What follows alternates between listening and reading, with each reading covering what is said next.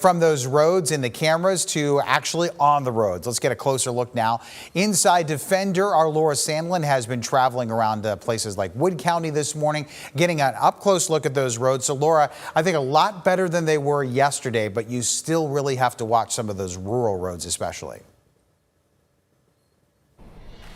Absolutely, Tim. And I just want to go ahead and literally flip the camera around right now to give you the perfect example. If you cannot tell just by looking at this road how strong that wind and those drifts have been, I don't know what else we can show you to really prove that point here. But like Ryan's been talking about all morning, that blowing and drifting snow really is causing problems out here in some of these rural communities for people as they are heading out, and really a lot of the reason why these schools are still having delays and closings.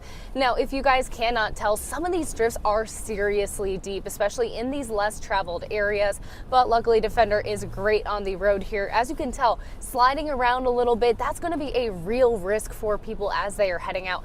Now, I will say this is not the same example of some of the areas that we have seen. This is definitely one of those more extreme cases as far as where it's just completely open, there's nothing to block that blowing snow.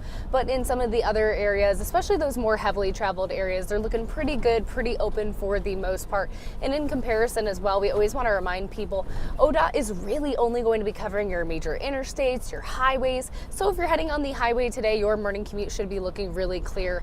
But otherwise, we're really seeing a lot of this blowing and drifting snow that's becoming an issue. So of course, as you're heading out the door, make sure that you're giving yourself plenty of time. You're taking it slow, especially as, like we've mentioned as well previously, a lot of that black ice could definitely be a risk for you out there. We're going to be keeping you guys up to date on the conditions, some of the things that we're seeing, and if there are any concerns that you should know about. But for now, we'll send things back to you guys in the studio. Reporting live in Defender, Laura Sandlin for WTOL 11 on Fox 36.